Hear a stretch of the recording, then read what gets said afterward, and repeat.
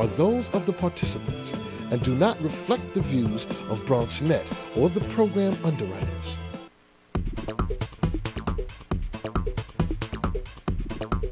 BronxNet. Your voice, your views, your vision.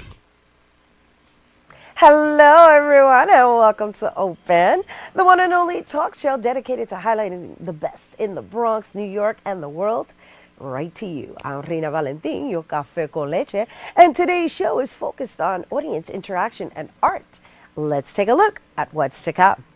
First up, in our Open Weekend preview, we'll take a look at some thought-provoking events happening around the city. And then a comedian author Kirk Smith joins us to discuss Rice Krispies and ketchup. Illustrator Allison Braun will share some details about Goats in Glory, a glorious cuteness show. And after that, we had a sit down with Repertorio Español to discuss their playwriting contest. Our weekly sports roundup with Bobby C happens after that. And we'll close the show with some exciting new media frontiers. So stay tuned. All that is headed your way because now we are officially open.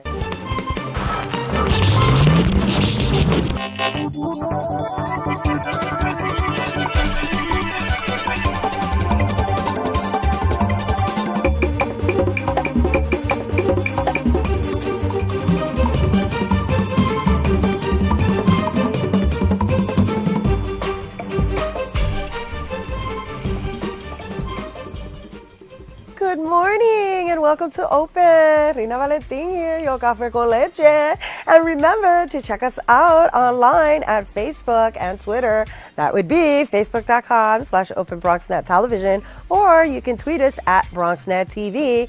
And of course, you can send us an email to open@bronxnet.org. Or if you're watching us right now live, you can give us a call at 718-960-7241. And now we can interact. And you know what?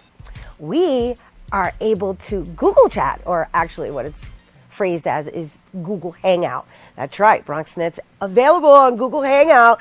And that would be BronxNet-open@gmail.com. And we are keeping it interactive, people. So make sure you reach out to us one way or the other. And lastly, of course, you can follow me at Rina Valentin. And we are really excited to interact. So if you can, give us a call, hit us up on chat, hit us up on Twitter, whichever way. We're social people and we want to hear from you. So we're going to get right into what there is to see and do. It's now time for our Open Weekend preview.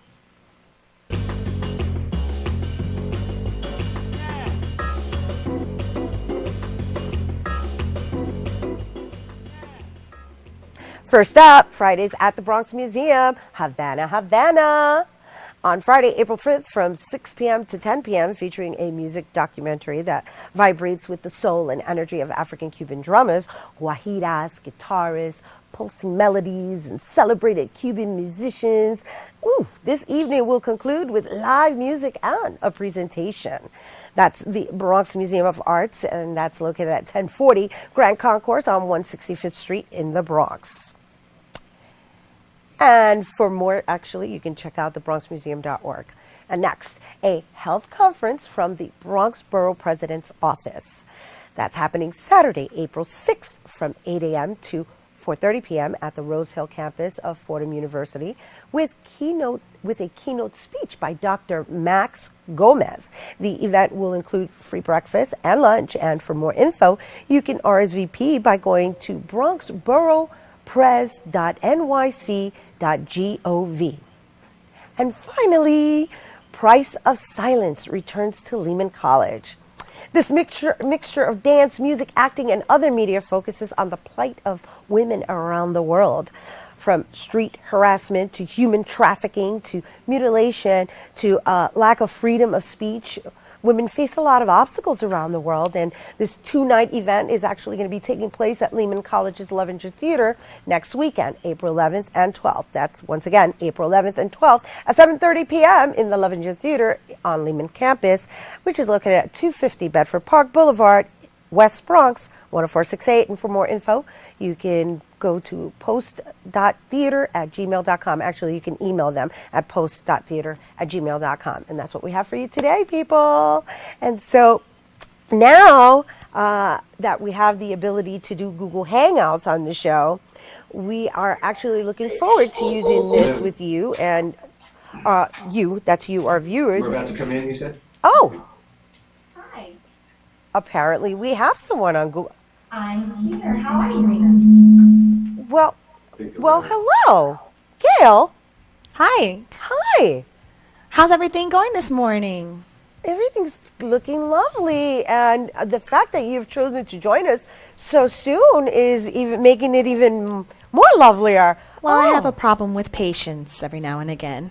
You have patience, darling. So, this whole new Google Hangout thing, and the fact that we can actually have a chat. I'm just curious to know, like, your enthusiasm in like having this chat so immediately. What brings you to us so early in the morning? Well, technology is amazing. Just the fact that I'm talking to you via the internet right now is mind-boggling. But I'm an avid watcher, and I felt like I should interact with you. You're always telling people to call in or tweet, and you know what? I thought that this would be a better way. You know what? I'm really feeling what you're saying right now because, it saves time, right? I mean, it's true what you're referencing as far as technology. I mean, I'm checking out how you're living. You look like you got a cute apartment. You love my kitchen, don't you? I do. I like the colors. Oh, I had it specially designed just for me. Just for you? Oh, yeah. Oh, I'm a little nice. OCD like that. I like to have everything exactly in place. I see. Well, may I ask what this Google chat entails? Is there any particular reason why you need to talk to me right now? Well, I felt like we should meet, honestly. I watch your show every week. Well, thank and you. I want to say thank you for supporting and being and contributing to our viewership. And it's really nice to meet you in person, or well, kind of, sort of. You know what I mean?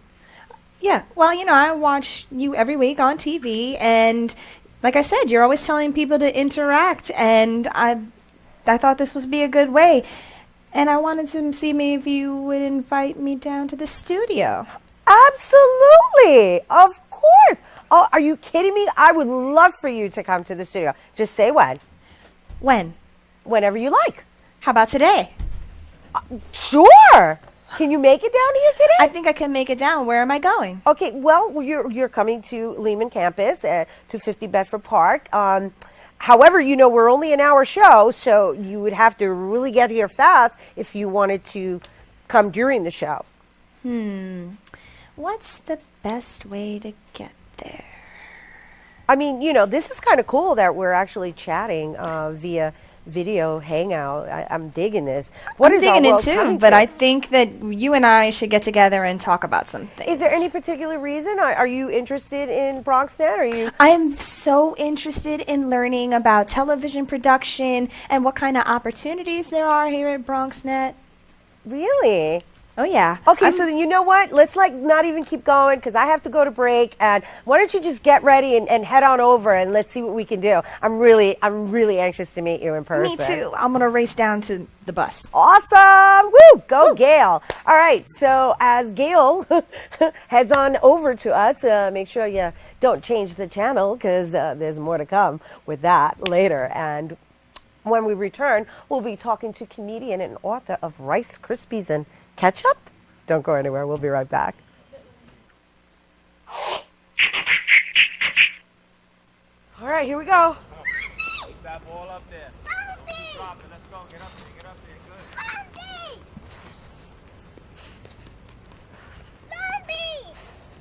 Let's go. Give him the ball. Give him the ball. Put it in. Here you go. High five. Way to work. Way to work. Good. Good.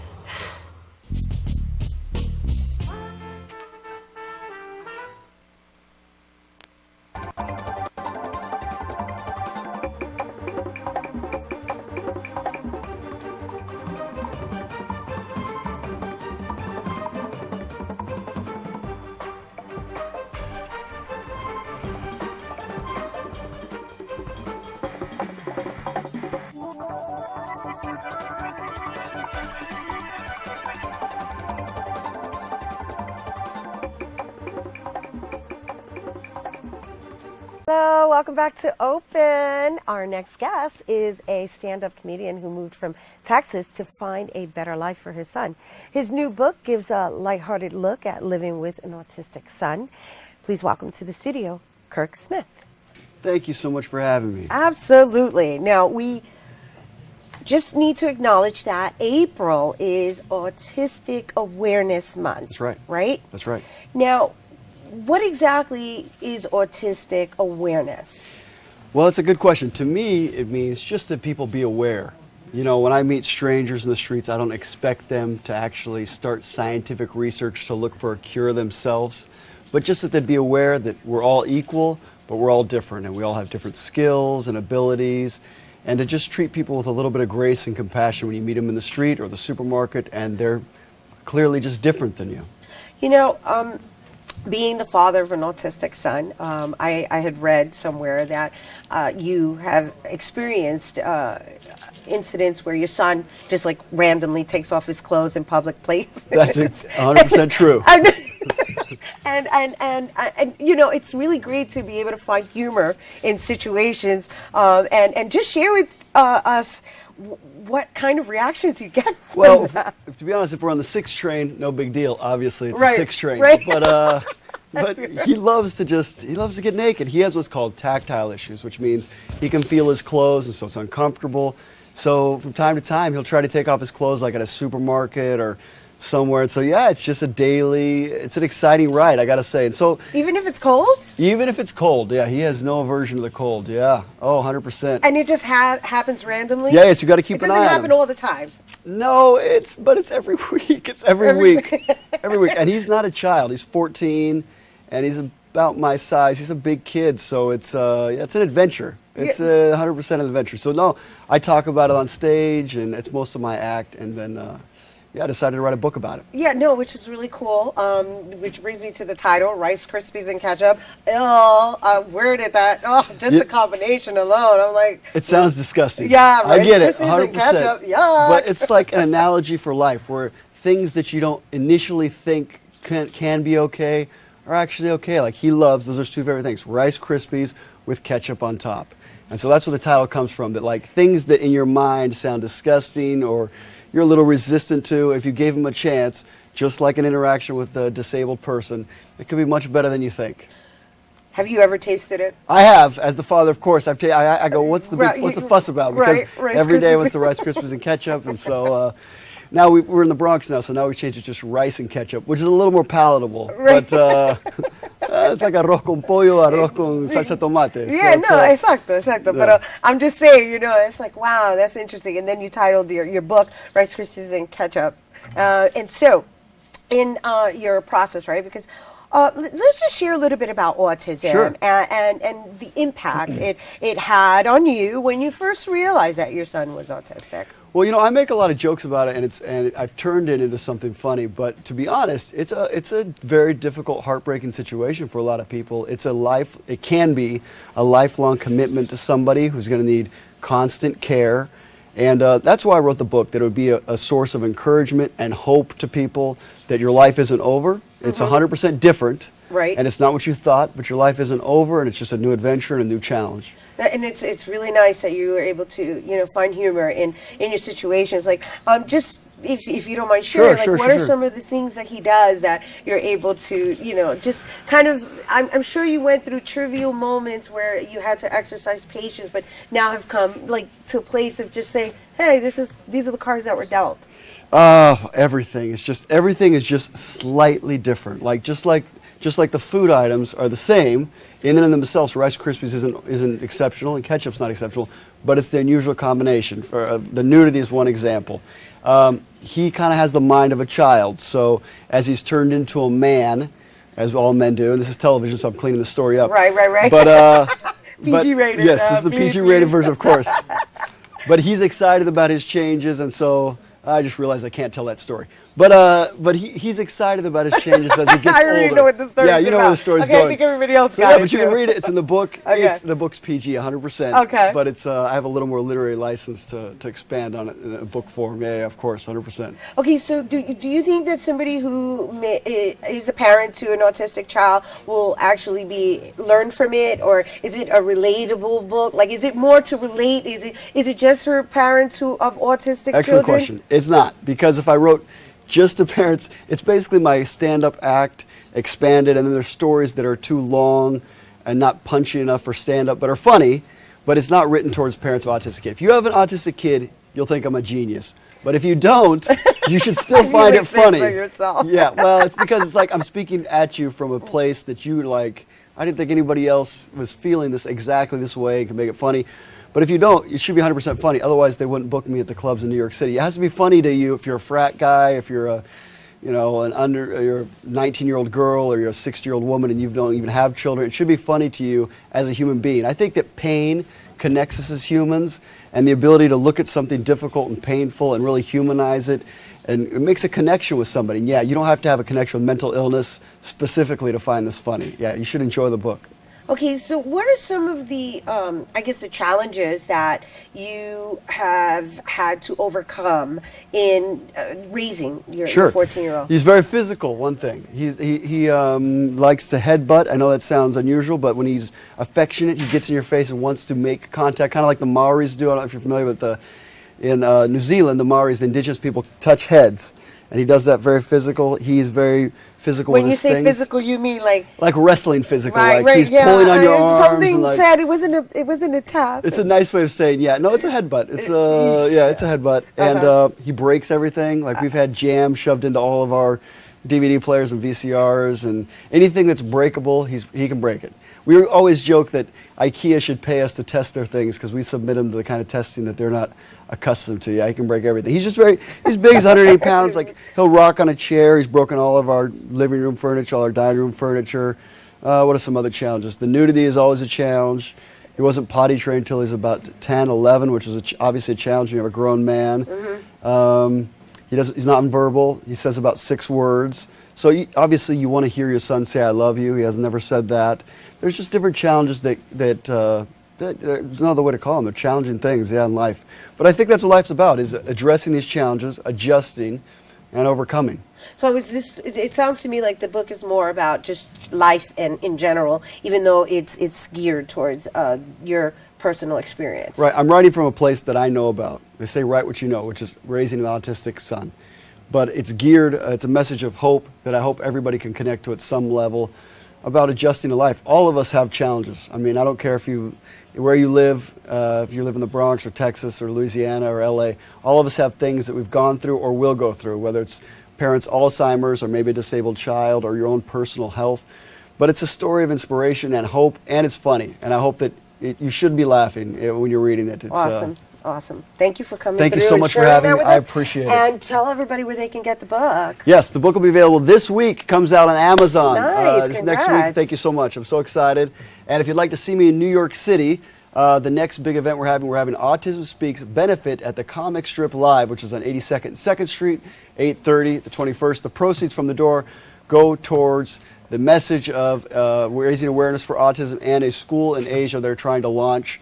And we're excited. Tom Papa will be there, and also a couple other famous comedians that you've heard of. Nice. Thank you so much, Thank Kirk you so much Smith. for having me again. All right. And, of course, your website is hilarious, too, the title. For more on Kirk, check him out at stoppingpuncheswithmyface.com. What an interesting website name. And on Twitter at Kirk Smith Comedy. All right. We'll be right back with illustrator Allison Braun. Don't go anywhere.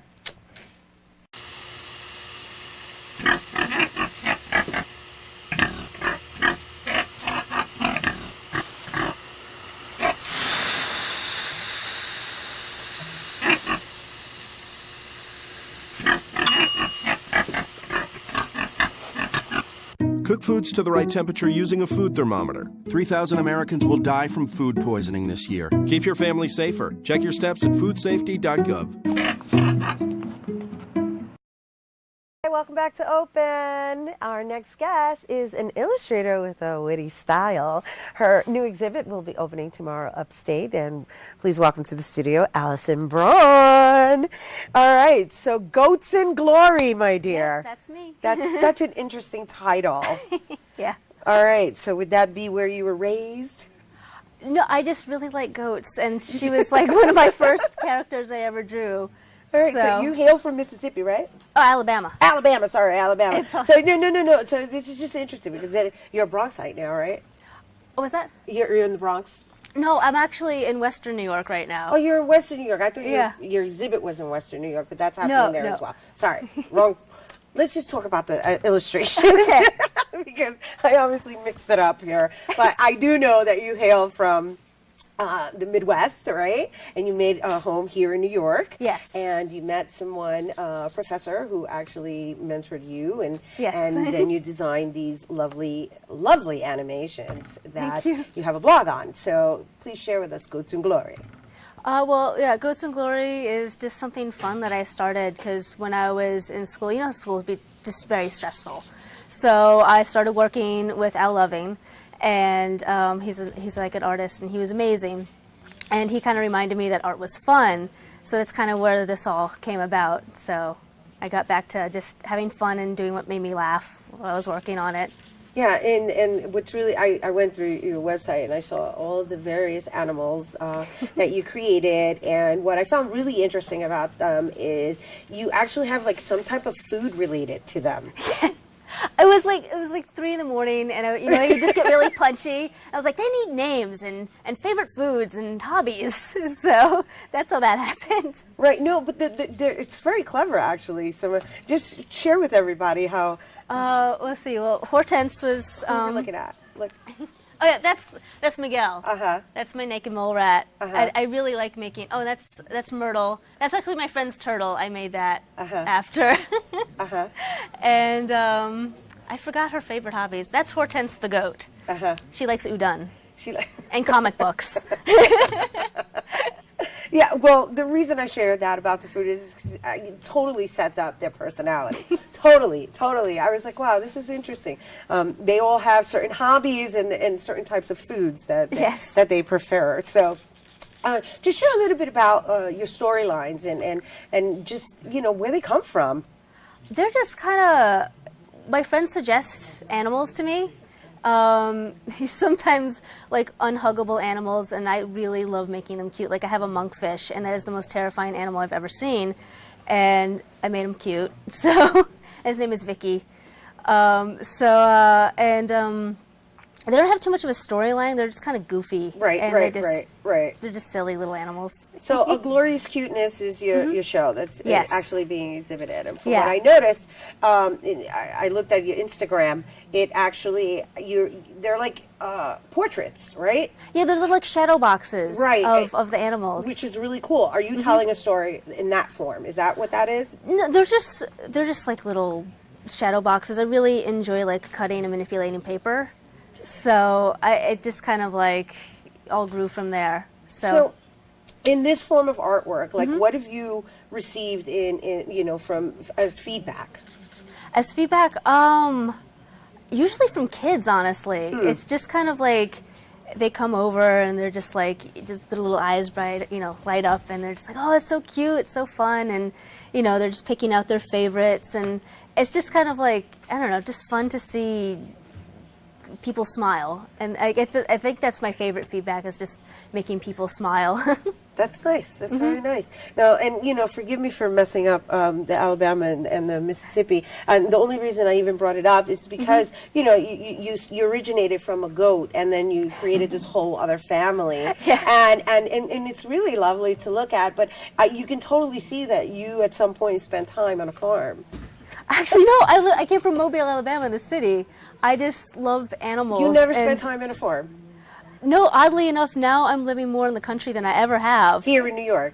Yeah, Interesting. yeah. Unbelievable. So I know, but it's so funny. Like whenever I go to like a state fair or something like that, I spend so much time playing with like the animals there that it's almost embarrassing. So then, where do you think this this inspiration comes from? Because I automatically assumed, I was like, oh, she spent a lot of time with animals, because they each have their own voice in a way that you would think it's someone who's been around these animals.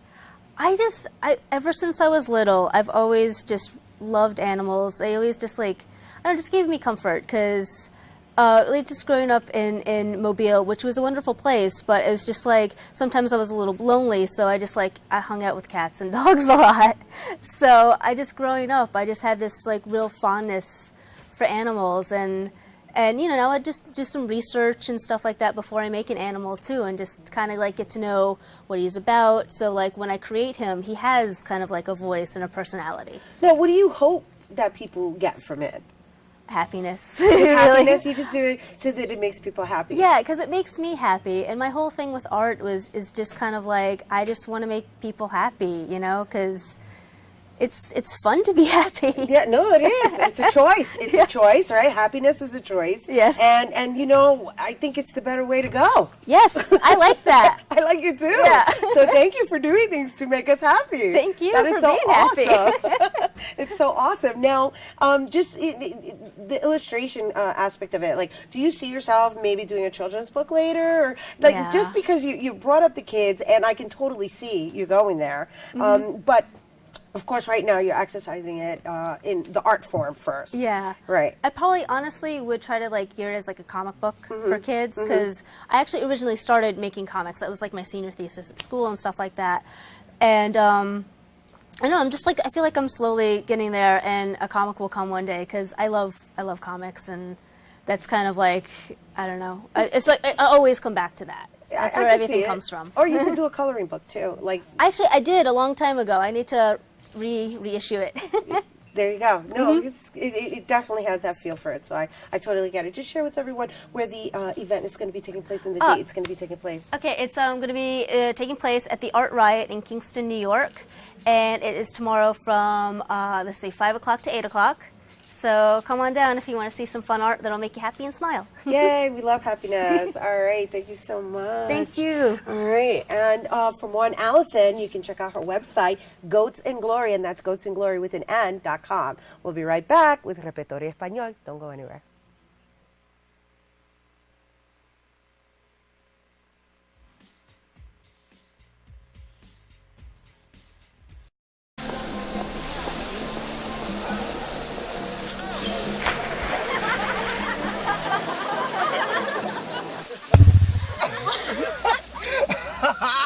Bring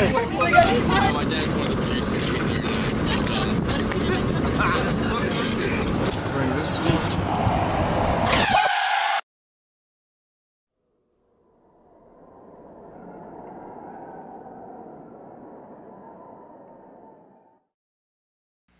Hello, welcome back to Open. Repertorio Español is an institution focused on Spanish, Latin American, and Hispanic American theater and quality productions.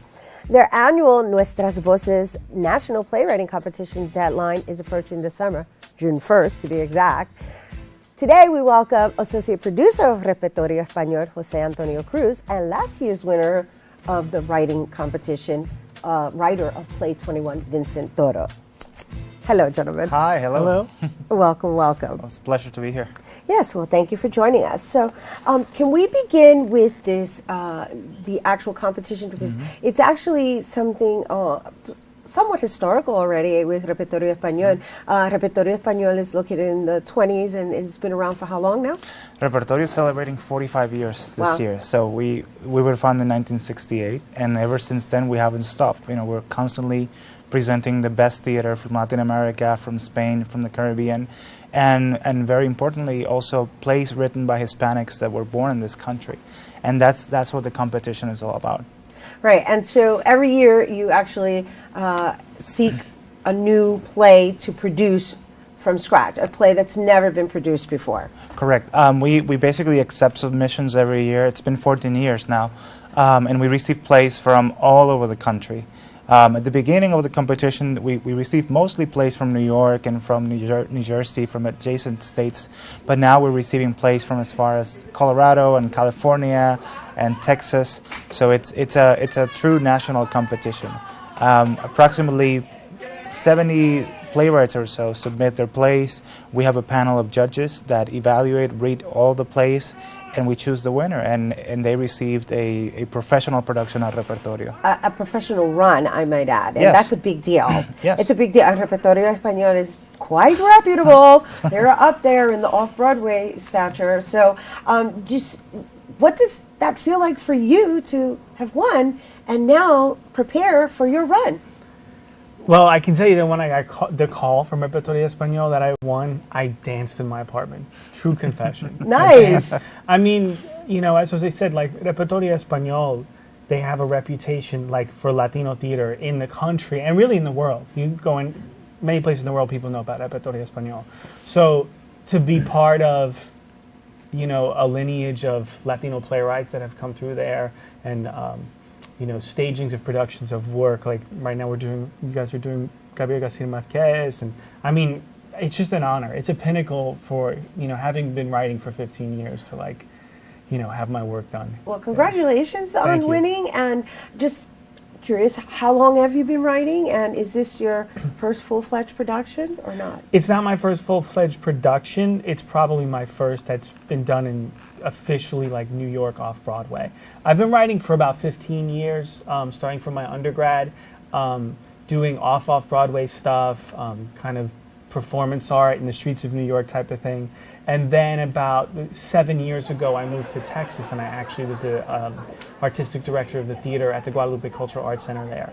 So on top of like producing shows there, a couple of my plays had been done there, and I had been directing plays there. You know, so I've been directing for the past 7 years as well. Well, congratulations. Thank you. And how long is this run going to be? We hope that it will run for years. I mean, we Nice. have, So, yeah. okay, so that's really important Yeah. because it's not a limited run. It's a run that, based on the outcome, determines its length. Yeah, exactly. I mean, Repertorio, we have plays that have been running for 16 years. La Gringa is one of them. Crónica de una Muerte Anunciada by Garcia Marquez has been running for 11 years. So we are a true repertory company. We have like 15 different plays, and we're constantly rotating them. And hopefully 21 will be one of those plays that, you know, we can come back here 10 years later and still running. Nice. Now tell us a little bit about 21, why you chose the title 21 and what the play is about. Sure. Well, it's a family drama with some comedic elements to it. And really the idea was to kind of use the microcosm of a Latino family to talk about like larger global political and social issues through this family. So it revolves around a character named Blackjack, who's just turned 21, has just been the first in his family, from this Puerto Rican family, to graduate from college. So to celebrate, the family has taken him to a resort casino, which was not his choice. He's actually kind of a political activist in the idea of like being on, you know, being part of a place that has to do with gambling and drinking was not the type of, so a lot of the conflict between the family has to do with that. They want him to have fun, and he wants to use his time there as like some kind of form of protest. That's so interesting, yeah. considering his name is Blackjack. Yeah, absolutely. It's meant to be ironic. Of course, Yeah, of yeah, course, yeah. of course, of course. That's the beauty of it. And so I guess what you're sharing with us right now in your story is the generational gaps.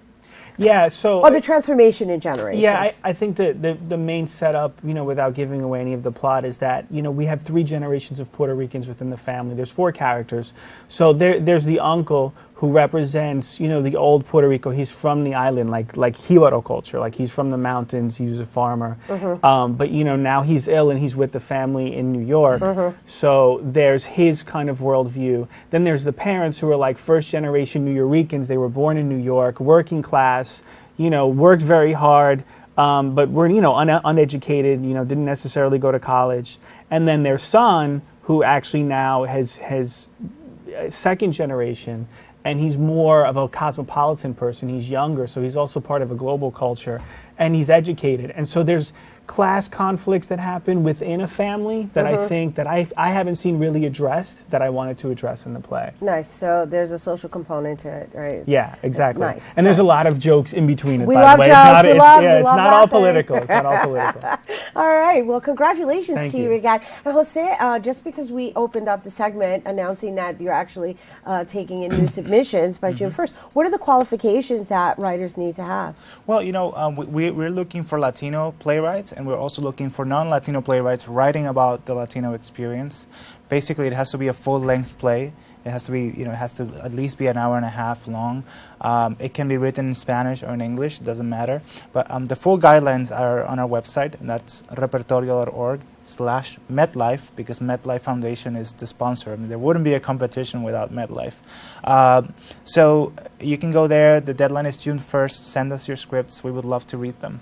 All right, great. Thank you, gentlemen. Thank you for joining us today, and congratulations on your run, which opens up in May, right? And once again, for more information on 21's run and Repertorio Español itself, you can go to repertorio.org and their opportunities page. We'll be right back with more Open. This is one amazing truffula tree. Can you imagine a place where these grow everywhere? Yes, it's called The Forest, a magical place to enjoy with your family.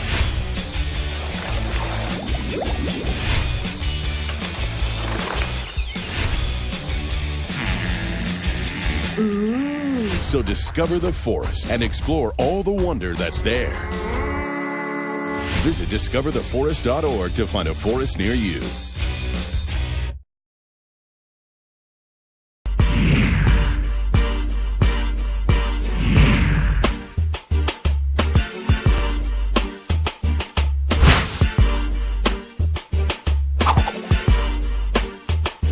This is Bobby C. reporting from Yankee Stadium, where the Bronx Bombers returned to business on Monday for opening day, but unfortunately their heated rival, the Boston Red Sox, rained on their parade. On an afternoon that started bright, 60-degree temperatures and a sellout crowd ready for the return of baseball, the weather and the score turned ugly late for the Bronx Bombers as the Red Sox won 8-2. For the first time since 1982, the Yanks lost a season opener at home. We had our opportunities, and we weren't able to cash in the seventh, and we had an opportunity to to possibly tie the game up. Boston handed new manager John Farrell an impressive opening day win Monday, thanks largely to starter John Lester, who faced a depleted Yankee lineup. That second inning got into some trouble and, just couldn't stop the bleeding. Usually I can, hold them for, a run or two, but, ended up giving up a couple base hits and, that made a difference in the game. Number 9 hitter Francisco Cervelli, making his first opening day start behind the plate, was a bright spot. He had a 2-run scoring single in the fourth as the Yanks tried for the comeback. Feels happy for that. Means a lot to me, but at the same time I gotta keep working. I gotta keep doing my thing. Anytime the manager need me, I will be there. With several on the DL, there were plenty of new faces in the Yankee locker room, including former Red Sox Kevin Youkilis, who downplayed the matchup with his former team and said, despite the defeat, it was exciting to be part of the Yankees on opening day. It was first time at Yankee Stadium playing for the Yankees, and it was a great experience to be a Yankee today, and it didn't come out the way we wanted to, but hopefully the next time it does. At moments, baseball took a backseat on opening day. It was the final opener for legendary closer Mariano Rivera, who plans to retire at season's end and is coming back from a torn knee ligament. Rivera, who received a big hand from the Bleacher Creatures, helped the club honor the town of Newtown, Connecticut, and the victims who were tragically killed at Sandy Hook Elementary School in December. That was special. We wanted to win for them, though. Unfortunately, we didn't do it. But at least we tried to do the best that we could for them.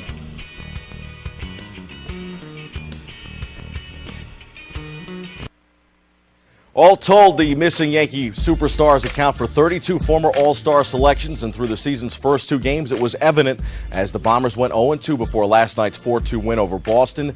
In the final game of the 3-game set, Mariano Rivera closed the door, earning his first save since returning from injury, and the evening sure felt like old times with Andy Pettitte tossing a solid start and Mo sealing the victory in the 9th. The Yankees are now off to Detroit for a 3-game weekend series before traveling to Cleveland for 4 more on the road trip from Monday through Thursday of next week. Monday was an historic day for baseball in New York City. The Yankees and the New York Mets, 10 miles apart from each other, both got around to playing ball about 5 minutes apart from each other, with 1 p.m. and 1:05 first pitches on the season's opening day for all but 2 teams. In doing so, the Yankees and the Mets became the first 2 baseball franchises in New York to do so since the 1956 Brooklyn Dodgers and the New York Giants, who had a similar crosstown conundrum more than 50 years ago.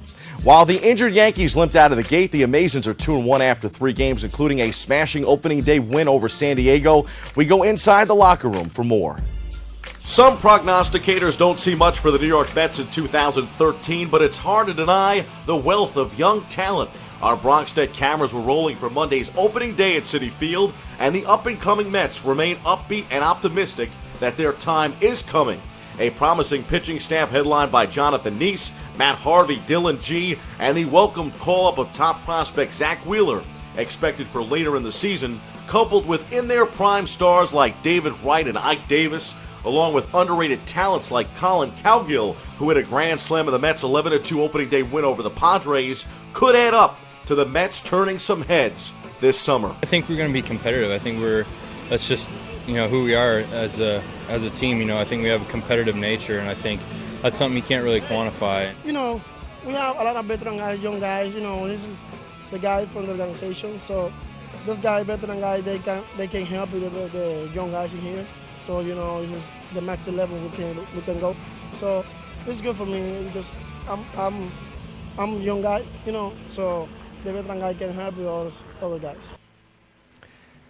The Mets followed up that opener with an 8-4 Wednesday night win, and after the Tuesday off day, they were looking sharp, but New York fell short Thursday night at a narrow 2-1 loss. Starter Dylan G was excellent, but the Mets offense, which scored 19 runs in the first 2 games, could not back him enough to start the season 3-0. Mets will look to get right back on track and get to business this weekend with 3 more home games on tap against the Miami Marlins. From the baseball diamond to the ice, where the New York Rangers made some splashes at the trade deadline, most notably dealing sniper Marian Gaborik away. The newcomers, though, they helped the Rangers seal a 6-1 win against Pittsburgh on Wednesday night at MSG. Here's more from the Broadway Blue Shirts as the race for the postseason continues. It was big. I think all the goals kind of came at big times. That shorty, especially with Callie, a great individual effort to score that one. Yeah, there's not a lot of practice time, with the shortened season, but when we're out there, we try to work as hard as we can for the 30, 45 minutes we're on the ice and try to get us ready for the games. We know the group we have in here. We've underachieved so far this year to this point, and that's the thing. We just got to make it, and that's the attitude we have right now. We got to get into the playoffs, and it's a new season. Then you saw it last year. It's so important in a shortened season. It's just to learn from our last game and kind of erase it and get ready for the next one because they're coming. They keep coming. And the schedule doesn't get any easier. So. Time for some quick hitters. Rutgers men's basketball was hit by a scandal this week. Head coach Mike Rice, who was shown in video from several team practices physically and verbally abusing his players, was fired by the program. 2 players say the fired coach wasn't the tyrant he appears to be. The university has come under major scrutiny, and it's possible that the fallout from these incidents could extend to the athletic director and other staff.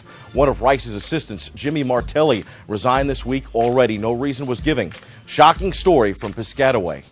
On to better news. This month, we celebrate the 40th anniversary of the designated hitter, a rule change that changed the game of baseball forever. And it happened, of course, with a Yankee. Here's Teron Bloomberg, the game's first DH.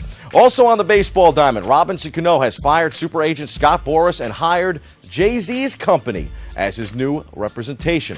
On the NBA hardwood, the Chicago Bulls, who ended Miami's 27-game win streak last week, rallied again in another memorable contest, this time taking advantage of the Nets in Brooklyn Thursday night. Carlos Boozer had 29 points and 18 rebounds, and former Knick Nate Robinson made the go-ahead basket with 22 seconds left as Chicago rallied to beat Brooklyn 92-90 in a potential first-round playoff preview.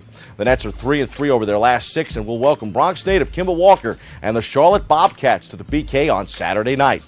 Across town, the Knicks are still streaking, winners of 10 straight as they get set to host Milwaukee tonight on Legends Night at the Garden. The Knicks will recognize the 1972-73 champs at halftime. Carmelo Anthony had 50 points earlier this week in a win over Miami, which was missing stars LeBron James and Dwayne Wade. Good win nonetheless. Melo followed that up with 40 points in Atlanta Wednesday night, helping to clinch another victory for the Knickerbockers. 48 wins for the Knicks. Those are the headlines. We hit the C-list for some perspective on Mike Rice and the latest out of Rutgers.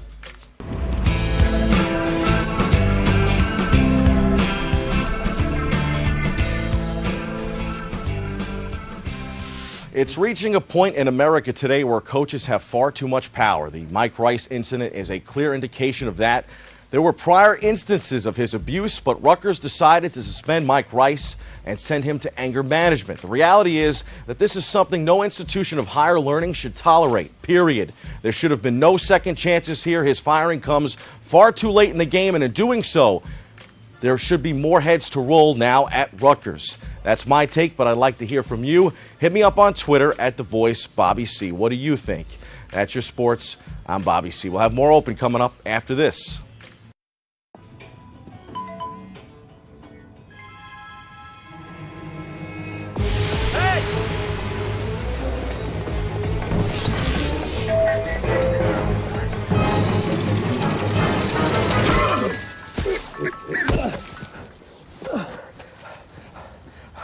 So, same time next week? Well, of course. Put away a few bucks, feel like $1 million. For free tips to help you save, go to Feed the Pig.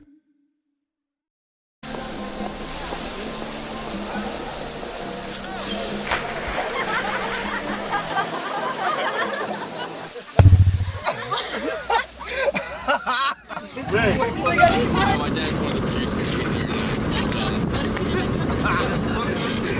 Bring this one.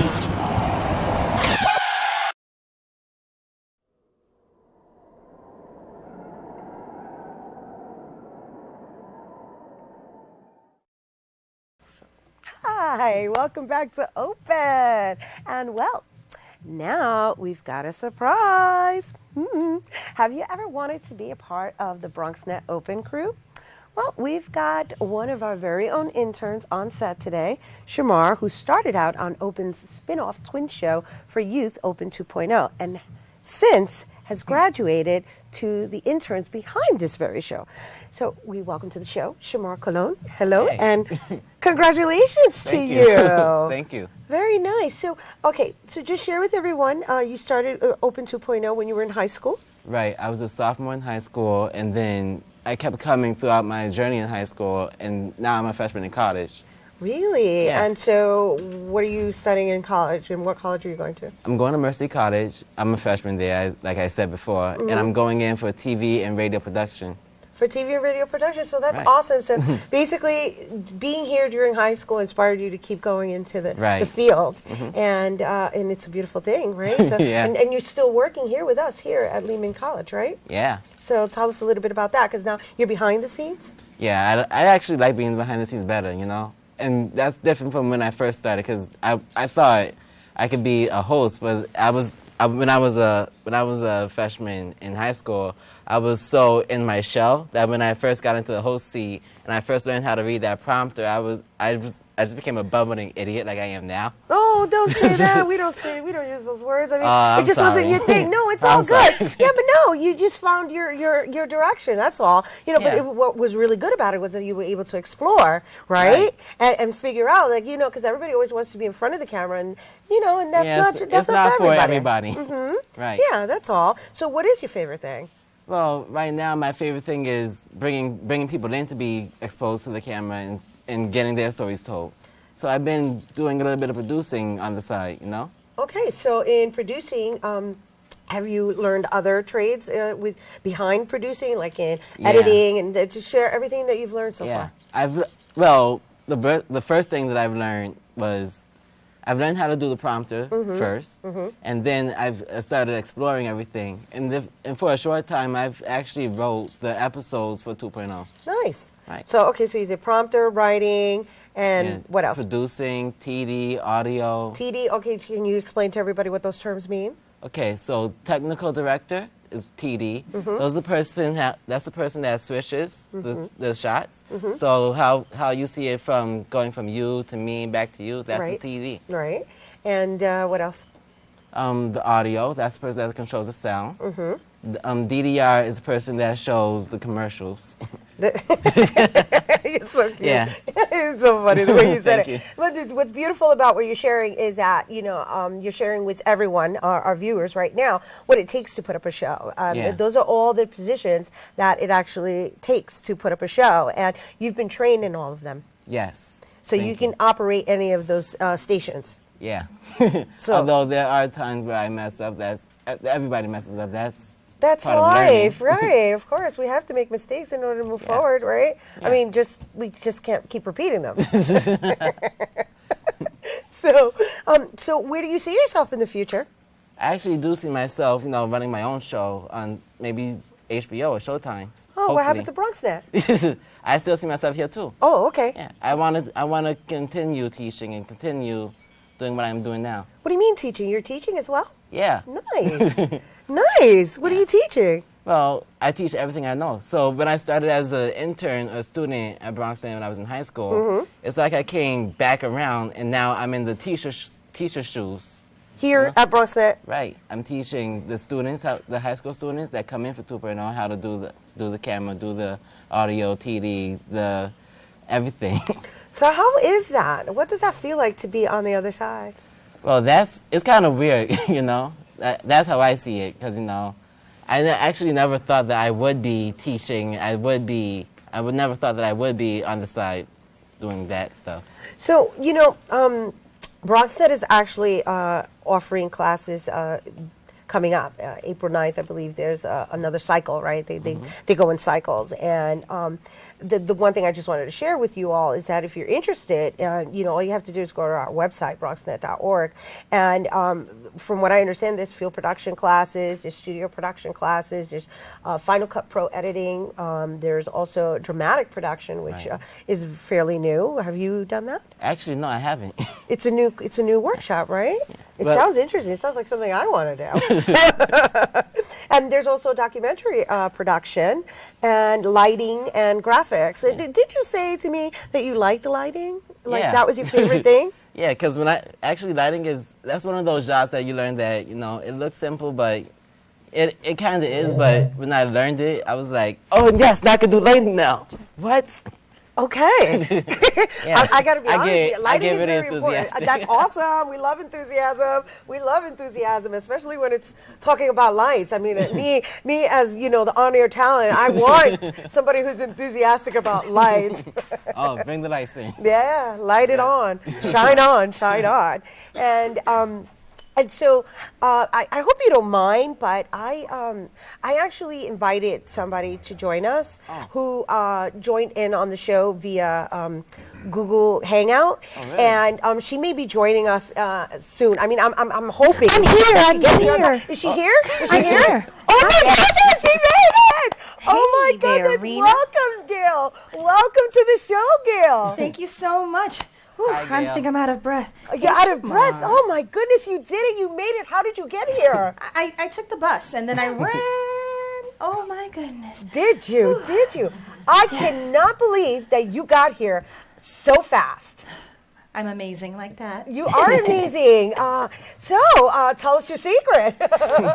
Well, I bought some Nikes and I ran from the bus stop over down on Paul and ran across campus. I was like, I can't miss Rena. I can't miss Rena. Woo, thank you. That is so awesome for you to make it here in the studio. Now, so Gail, I don't know if you got to hear my conversation. I did. I heard a little bit. Shamar sounds amazing. Thank you, Gail. And so I know that you are possibly interested in BronxNet. So I just wanted to know, like, what do you do for a living? Well, I'm a fitness instructor, but I am very interested in learning about television production. This is really cool because here at BronxNet, we made a commitment to actually advocate health awareness. And I don't know if you saw, since you said you watched me, I started off at the Bronx Can, which is Senator Gustavo Rivera and the Bronx Borough President Ruben Diaz Jr.'s campaign, Changing Attitudes Now. Yeah, I saw that. You did? What did you think of that? I thought that was amazing. I think it's really good that you're stepping up and taking charge of your life for you and your daughter. Oh, that's so awesome. That's actually, we started there with them, and then BronxNet developed their own campaign called Bronx Strong, and then we have Grandmaster Melly Mel, and then there's me, the Rena Gets Lean, which is the one that you were referencing, in me working out with my daughter, because, my daughter's going to be 4 years old, and the last thing really I thought I'd want to do is work out. However, it's a lifestyle, and it is part of my way of being. It's important to instill in your children a good sense of eating healthily, of exercising. I mean, because exercise comes in many forms. It doesn't have to be going to the gym. It could be just playing in the park or taking long walks or just getting up and moving. Yeah, how was that jogging through the beautiful campus of Lehman College? Oh, I love jogging, but do you see my shoes? Let me. I'll tell you what I see is your style, you see, because I'm all about colors, and I'm totally loving your mismatch. Oh, thank you so much. Yeah. I put a lot of thought into this. You did, did you? Oh, did I? Yeah, well, I guess you're familiar with the set and so forth since you watched. Now, what is it that you're interested in doing? Are you interested in hosting? Are you interested in lighting? Are you interested in, being a director? What are you interested in doing? I am very interested in being a Jill of all trades. I want to know a little bit of everything. I want to be a shamar when I grow up. Woo! Shamar, look at you, inspiring Gail. Yeah, well. I think I'm a little older than high school, but I think I can learn some things. Yeah. So just share with us. You said you actually are a fitness trainer? Yes, I teach a class every week down in Sandview Park. And we have a good time. It's free. Anybody can join us. Woo! My favorite word, free. We love the word free. That's right. I have a motto. It says, if it's free, it's for me. Woo! I'm taking that motto. If it's free, it's for me too. You should definitely come down one day. You know I will. You know I will. So, I am really excited that you, as our audience member, have chosen to actually participate, not only through Google Chat, or Google Hangout is the term, but make it here to meet you personally. I'm flattered that it was that important to you. I'm so honored to be here. You're such a gracious host. Thanks for having me. Absolutely. I think it's amazing. Technology is crazy, like we talked about before. And we're breaking ground here today in BronxNet. We sure are. We sure are. Gail, I got to say, so what are your plans for the rest of the day? Because, I mean, just the fact that you made it here so fast and you're, like, all into this techie stuff. I mean, are you, like, right now digitizing anything that we're doing right now? There are several people documenting me at the moment. I'm always being watched, just like you. But actually, hilarious. For the rest of the day, I think I'm going to go do some shopping down in Fordham and explore. It's such a beautiful spring day. Finally, the spring has arrived. Oh, my goodness. Did you have something to say? I would actually like to say that if Gail wants to be a part of the internship, she could also talk to our youth media coordinator, Marissa Wright. Oh, that sounds great. Oh, yeah. Nice. Good advice. You have Marissa's information? Not on me, but... But it's actually, you can just go to Marissa at BronxNet.org. Everything you need to know about BronxNet and the classes and who to contact is at www.bronxnet.org. Sounds good. At www.bronxnet.org. Correct. And, I got to say, I am really appreciating your spirit today, Gail, and I really appreciate you jogging through the beautiful campus of Lehman College to make sure you got here to be on set with us here on Open during I must this say session. It's much easier to watch you from my cable TV, but, I felt it's important, as you know that this show is called Open, that we have our open dialogue face to face. Nice. And you know what? It is open for you to come whenever you like. Thank you for visiting us, Gail. Thanks, Rena. All right. Once again, for more information on Open or Open 2.0 internships, you can check out bronxnet.org/internships. Thank you, Shamar. And that's all the time we have for today. Again, we'd like to thank all of our guests for coming on the show. We'd like to thank all of them for appearing and sharing their fantastic skills with us here at BronxNet. We'd also like to thank the viewers, you, for tuning in and streaming in. And if you missed any part of the show, you can catch the Recablecast tonight at 5 and 10 p.m. and throughout the entire weekend. And remember to follow us online and send us a message. Find us at bronxnet.org. Once again, I'm Rina Valentin, and from all of us here at Open, may the universe provide peace, prosperity, and love. Mwah. Adios.